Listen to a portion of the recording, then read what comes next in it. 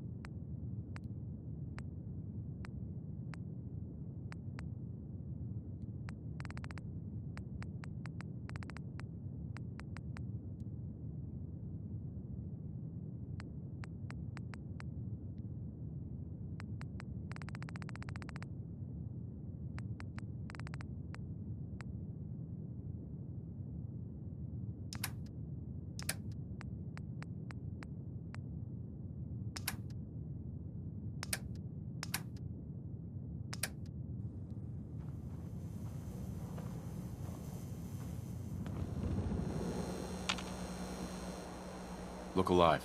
I'm all ears. Look alive. Juan, Nick. there's something bothering you? How are we doing, Nick? I've been thinking about that myself. I suppose we're okay. I feel like we could be doing more for folks out here, but otherwise, we're all right. Your thoughts? I've been told the Valentine Detective Agency signs are an eyesore, but they sure bring in the business. It's about time for you to go, Nick. Sure. Suppose I'll head on home then.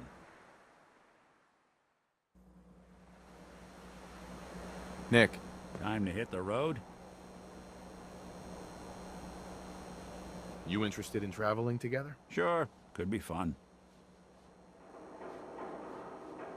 Let's head out. Well, all right.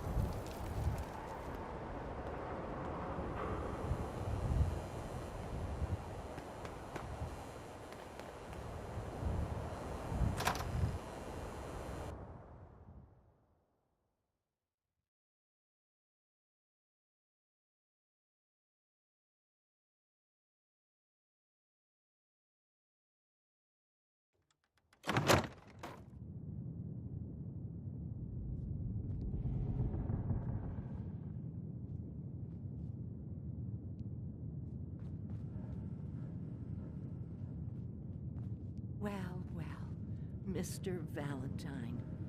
I thought you had forgotten about little old me. May have walked out of the den, Irma, but I'd never walk out on you.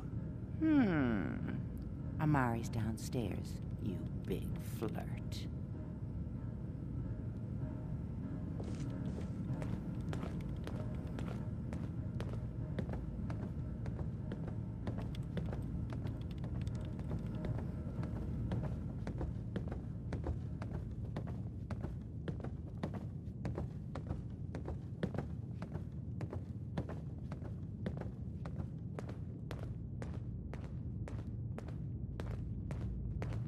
Dr. Amari?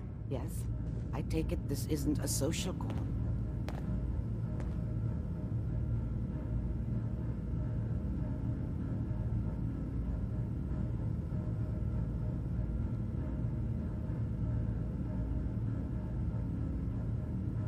This one's all yours, Nick.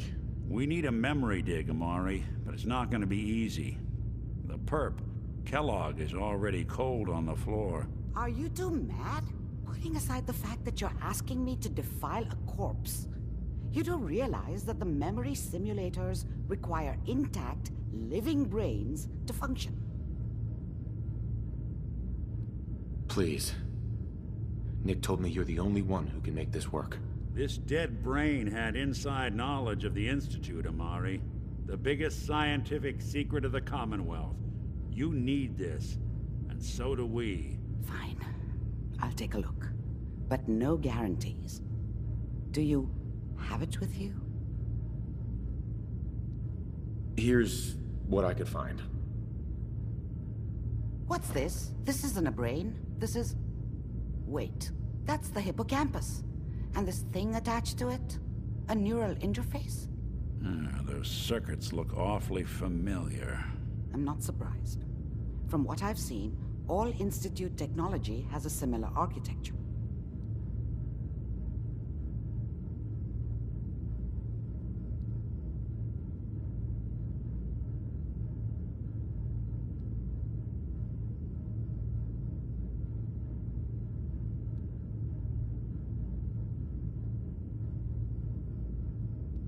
I didn't hear that. Go on, Doctor. Mr. Valentine is an older generation synth.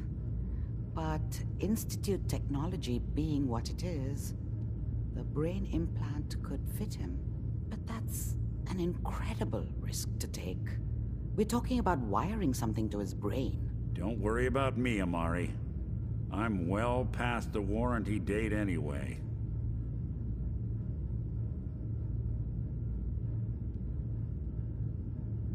I appreciate this, Nick. You can thank me when we've found your son.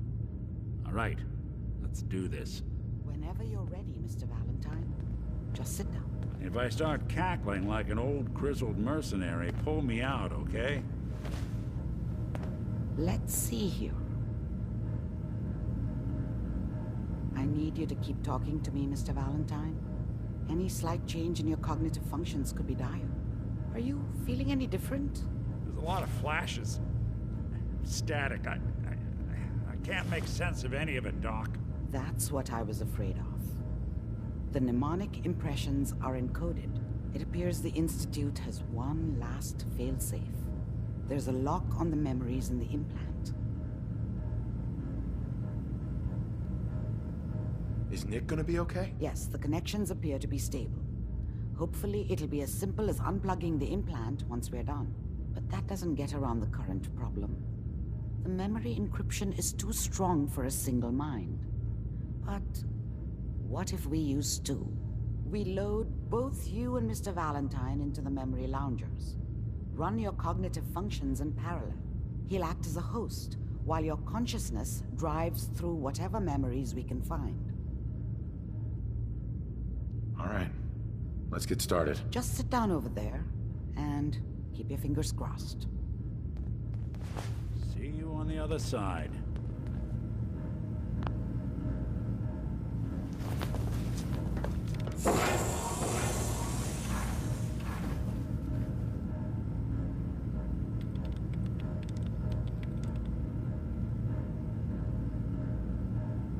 initiating brainwave migration between the transplant and the host.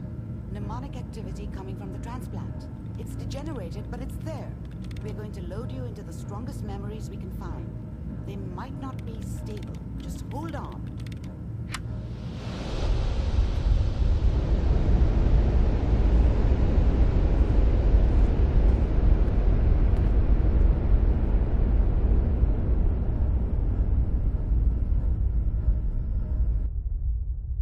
Can you hear me? Ah, good. The simulation appears to be working, although the memories are quite fragmentary.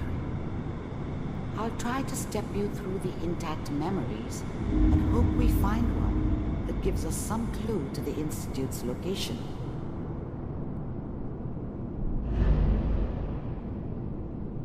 There. This is the earliest intact memory I can find.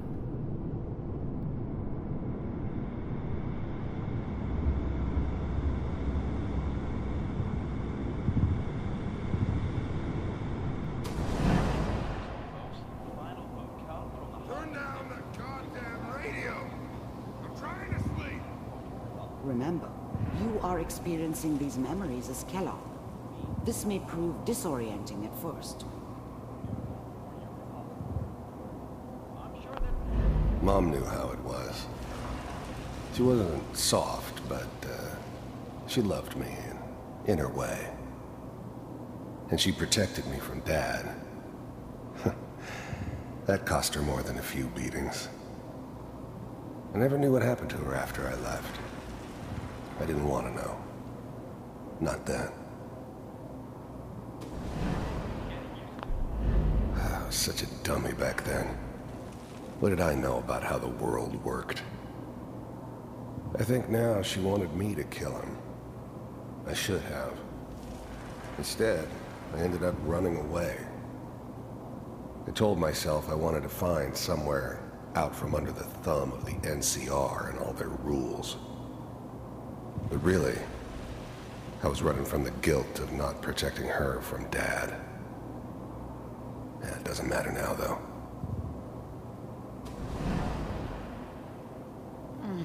What a joke. What's it mean, Mom? Dad was either drunk or not around. I guess he must have run with one of the raider gangs, but I never really knew what he did. Don't know why Mom was with him. Maybe at some point in his life he wasn't a complete asshole. People like to talk and hope someone else is going to keep them safe. Teacher at school said the NCR would bring back the good old days. Like before the big war. Don't you listen to that twaddle. I'm going to stop sending you if that's what they're teaching you. I'm going out. Where the fuck did you put my boots? Listen to me, Connie. You take this. You're old enough. You're the man of the family now. It's your job to protect us. Your father's useless, but you won't turn out like him. You're a good boy. And all that on the radio, all useless talk. The only thing that will protect you in this world is that gun in your hands. You need to learn to use it if you're going to survive. I will, Mom. I promise. I won't let you down.